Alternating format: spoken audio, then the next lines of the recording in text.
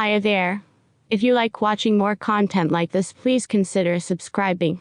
We have the best edited videos and it also supports the channel. Now, continue to video. r/surviving infidelity. My wife cheated and did an 8-hour sex session with my school enemy. I apologize in advance for the length of this personal story and also for publishing it anonymously. However, by doing it that way, I wanted to accomplish two things. First, I wanted to get a chance to tell my story of events that happened nearly 30 years ago. Mostly because only a very small number of people know the details and we never ever talk about it. Plus, I've never had a chance or forum to tell my story, in order to once and for all put it completely behind me. Think of it as therapeutic. The anonymity allows me to say and reveal feelings and thoughts I would never say otherwise. Secondly, so many of the stories I've read here of the betrayal and pain of infidelity ended badly with people full of hatred and bitterness. My story has a happy ending, and I wanted anyone currently suffering from this painful reality to know that it need not end badly. It may not be completely hopeless. In fact, I am a better, stronger, and happier man having overcome that most painful episode of my life. I am now just past the 40th anniversary of my marriage to my first and only wife. By all outward appearances, we are a very happy and well-adjusted couple with 2 married adult children and 5 grandchildren. That characterization is a pretty accurate assessment of our current situation. However, that most definitely was not always the case. My wife and I attended the same high school, but because she was 2 years my junior, we didn't actually get to know each other well until we met at the university, where we both eventually earned a bachelor's and a master's degree. Her degrees were in education, mine in engineering. I will hereafter call her V, which has nothing to do with her real name. V was very popular both in high school and in college, and she had no less than 5 boyfriends prior to me. I was shy and had no girlfriends before our meeting and dating. Because V was very attractive, buxom, friendly, outgoing, and very intelligent, I had a lot of competition while we were dating. She still possesses all these attributes, by the way. However, V quickly lost interest in everyone except me. Her friends were baffled. Why him, they asked her, and no one was more surprised than I was. Although I was very tall and thin and had a reputation for being a very nice and highly intelligent guy, I had nothing else going for me.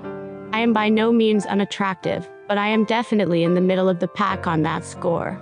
Let's just say I don't stand out in a crowd. Again, all these attributes still apply to me today. Nonetheless, it was very soon after we started dating the case that we were always together.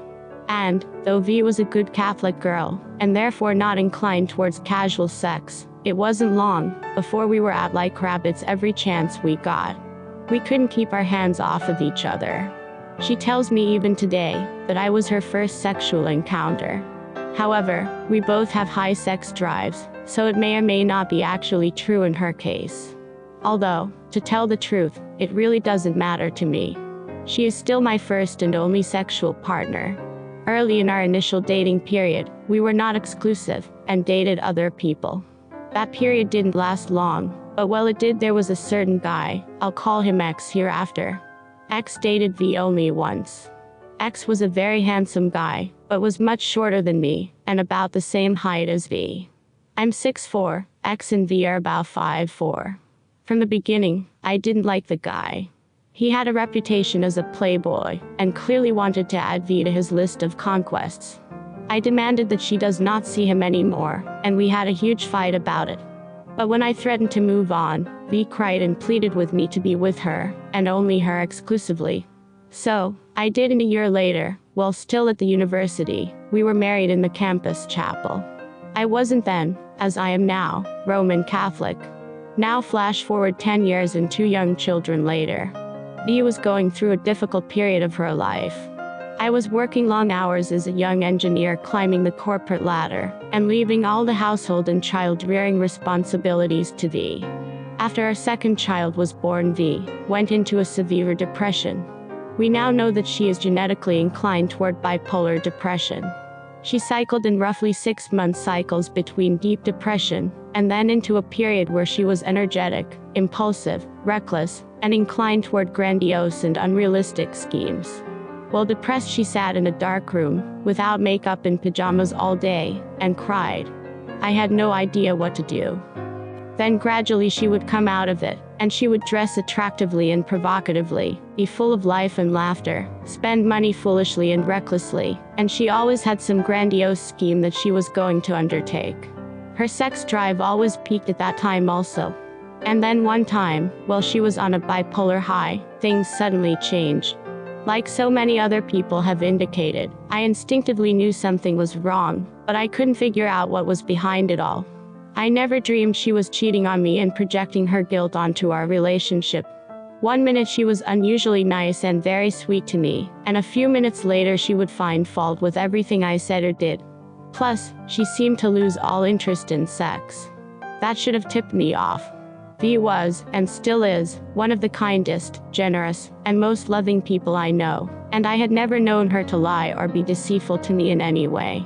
The idea of her cheating on me just didn't even seem like even a remote possibility. I did notice that she was buying sexy lingerie and undergarments, and never seemed to wear them to bed. In hindsight later, I wondered how I could have been so stupid. All the signs were there.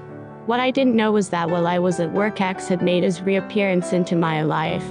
He was now a married real estate attorney who made occasional business trips to our city. At first, he would just drop by our house and just chat with V for a few hours while I was at work. I had no idea this was happening. My wife had 2 female friends, let's call them Y and Z. Both of these women were in unhappy marriages, and they encouraged V to pursue a relationship with X. I'm sure that is what X had planned all along, but thanks to Y and Z, he didn't have to work very hard at it.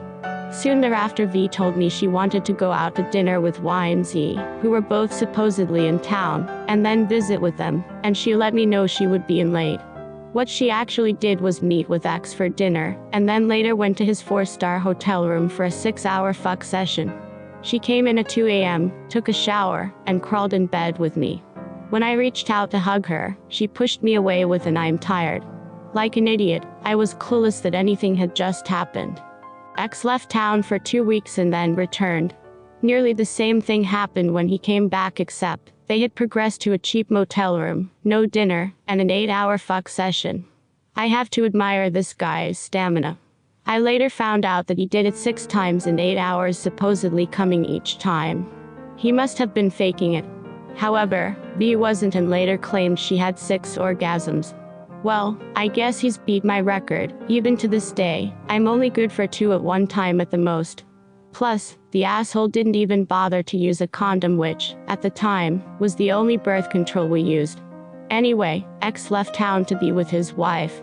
V decided she had to see him for a repeat performance, and concocted a story of why she had to go for a weekend visit to see her friend Y, who lived in the same city as X. She brought the kids with her, left them with Y, booked a hotel room, and tried to get X to come to be with her. Instead, he either got spooked or he had moved on to someone else's wife, because he broke it off with her without meeting her. She suddenly realized that she was just being used as this man's personal fuck toy for his own selfish gratification and nothing more, but it was too late. While V was out of town pursuing X, at home she got a letter from her friend Z, and a little voice in my head told me, "You need to read this." I never read her mail from her friends, but I instinctively knew that I needed to. This, by the way, story predates email. Anyway, the letter began with, "Wow. V and X sound like something out of a Danielle Steele novel. Just be careful and don't get hurt or pregnant. And, make sure your husband never finds out." My knees went weak and I had to go to the bathroom to throw up. I was physically ill. I cried my eyes out until she returned home. What happened next was that she tried to deny that anything had happened. Unfortunately for her, her friend, Z's letter more or less revealed all the details indirectly. Plus, I found a card that came with flowers hidden in her dresser which said, "Last night was amazing. I can't wait to do it again. Love, X." There was no denying it. Worst yet, she told me she thought she was pregnant. It turned out that it was a false alarm, but that fact made all the worse. What then happened was 2 years of pure hell, where our marriage was on the verge of collapse. We argued and fought all the time, and then made up, and then back to fighting again. I badgered her constantly for details of her affair until she finally, out of weariness, gave in and told me. Everything she told me just made me feel worse. I even went through a ridiculous phase where I imagined my penis was too small. Apparently, it's not, especially when compared to his, but anyway, that has nothing to do with my wife's affair. In other words, my self-esteem hit rock bottom, and I even had to take meds for depression for a short while. What kept me going was the kids. I didn't want to give them up. We tried marriage counseling. It helped a little. We went to a worldwide marriage encounter through our church. That helped a lot. However, the thing that helped the most is that we found a competent doctor that knew how to treat these bipolar depression with the proper medication. That was 29 years ago. Time has now healed all wounds, and her affair is now a distant memory. Once again, I trust her without reservations of any kind, and we now have a happy and fulfilling marriage. In other words, one where two people are fully committed to each other. And, as strange as it sounds, her affair made me fully appreciate her as a sexy and passionate woman who is actually quite good in bed. That's no exaggeration. Our sex life tends to be feast or famine. 3 consecutive days of passionate sex followed by a week or 2 of abstinence, and then we are back at it again. And I make sure that it's not one-sided because I don't want there to be any chance that she's not happy in that department. She goes out of her way to do the same. We're both very happy with at least that part of our life. There are a couple of weird things that are left over as a consequence of my experience. As silly as it sounds, I am very nervous when I am around any attractive female, and there's no way I would ever be alone with a woman. I'm terrified of giving in to temptation and go out of my way to make sure it doesn't happen. I don't even trust myself to have close female friends. It's not that I am not friendly, quite the opposite. I just don't want a repeat of the past with a shoe on the other foot. I'm also haunted by a recurrent sexual fantasy of my wife having sex with another man. Why do I do this? I haven't a clue. In reality, it is the last thing in the world I would actually want. Even so, it's a major turn-on for me, and on rare occasions when I'm having performance issues, simply imagining that I am a stranger making love to my wife works better than any little blue pill ever could.